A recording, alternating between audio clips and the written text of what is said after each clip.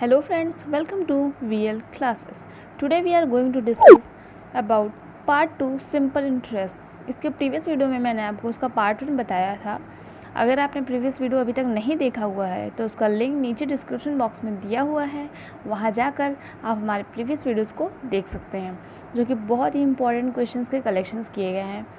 और सबसे पहले मैं आपको बता दूं, अगर आप हमारे चैनल पर नए हैं तो प्लीज़ VL क्लासेस को सब्सक्राइब करिए and also press the bell icon to get the new updates.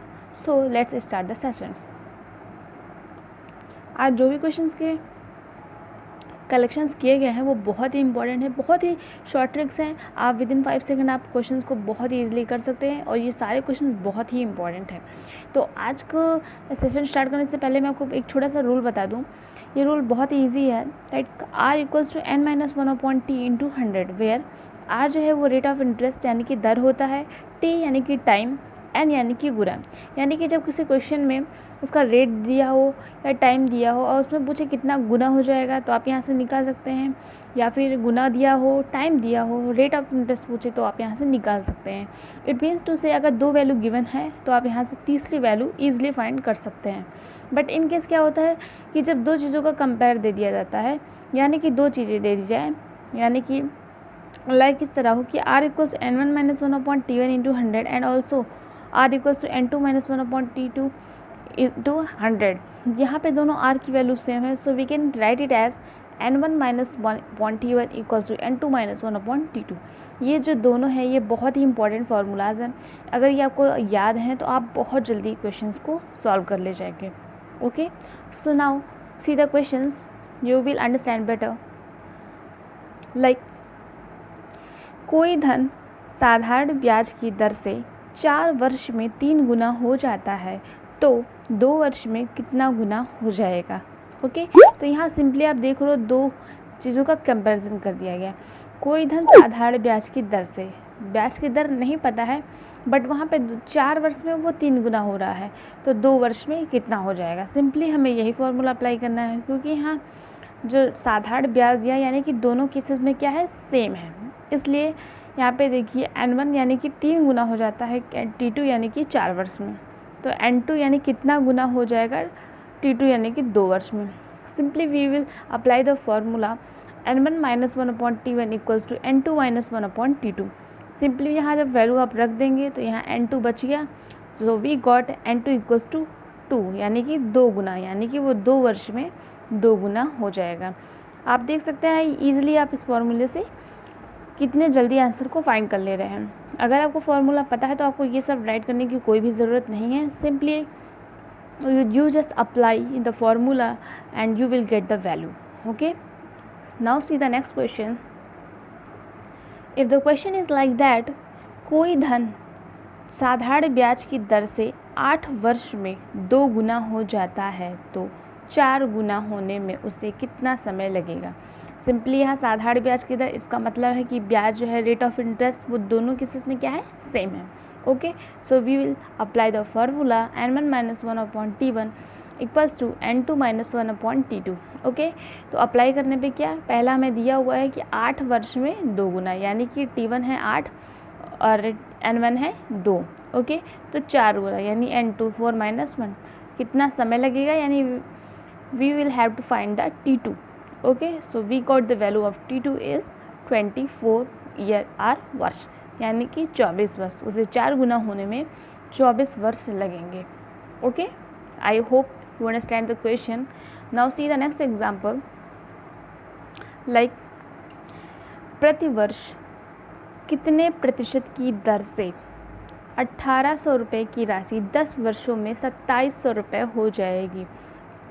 Simply यहाँ किसी भी ब्याज की बात नहीं की गई है। लाइक यहाँ पे साधारण मेंशन नहीं किया गया है, चक्रवृद्धि होता है तो वो मेंशन होता है, तो डोंट बी कंफ्यूज। इसका मतलब है यहाँ पे ये साधारण ब्याज दे रहा है, ठीक है।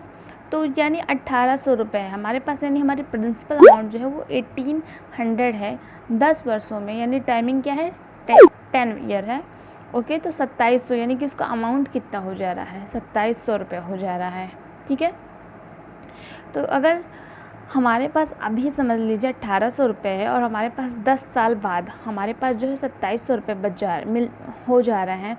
तो इसका मतलब हमने इन 10 साल में कितना ब्याज कमाया, कितना ब्याज हमने अचीव किया, वो क्या होगा? सिंपली जो हम इसको माइनस कर देंगे प्रिंसिपल अमाउंट, तो वही हमारा इंटरेस्ट होगा। सो SI इक्वल्स हो जाएगा क्या? 2700 minus 1800, then the value is 900 which is SI यानी कि simple interest, and we know that SI equals PRT by 100.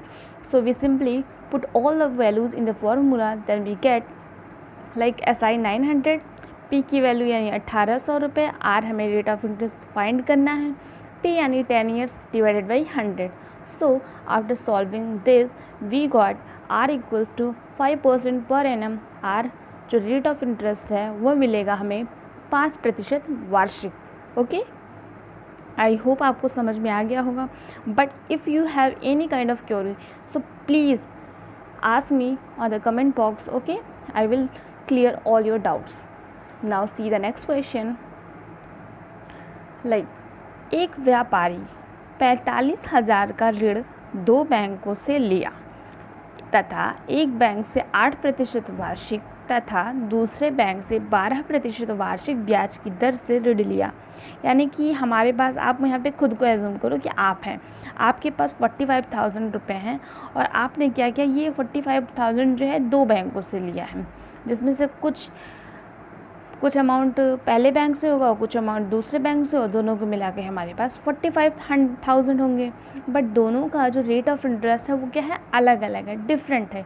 यानी एक बैंक हमें 8% पे दे रहा है और दूसरा बैंक हमें 12% ब्याज की दर से दे रहा है. ये वार्षिक ही है. ओके, यदि पूरे वर्ष का कुल ब्याज 4,440 रुपये, यानी कि जब हम दोनों का मिला दें, यानी पहले और दूसरे बैंक से जो हमें ब्याज मिल रहा है वो 4,440 रुपये मान लीजिए हो जा रहा है वो ब्याज, तो हमें बताना है कि 8% की दर से कितना ऋण लिया गया है.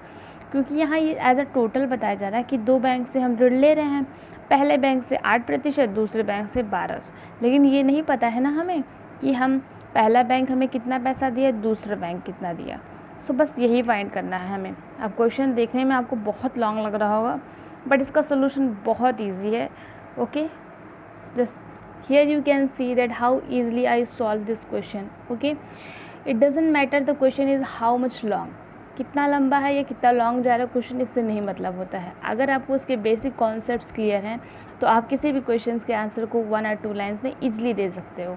ओके, नाउ सी, हमें पूछा है 8% की दर से कितना ऋण लिया, तो हम सीधे एज्यूम कर लेते हैं कि लेट 8% की दर से x ऋण लिया गया है. ओके, तो जब दोनों बैंकों से जो हमने ऋण लेने के बाद जो ब्याज मिला वो कितना, 4,440. ठीक है, तो हम दोनों के SI को ऐड करेंगे और जो कि आएगा इसके इक्वल. ओके, अब हमने x ऋण लिया 8% की ब्याज की दर से, तो यहाँ P हो जाएगा PRT by 100 मैंने यहाँ लगाया है, यानी x इंटू 8, और यहाँ वार्षिक है ये इसलिए टाइम को मैंने 1 ईयर रखा है, डिवाइडेड बाई 100.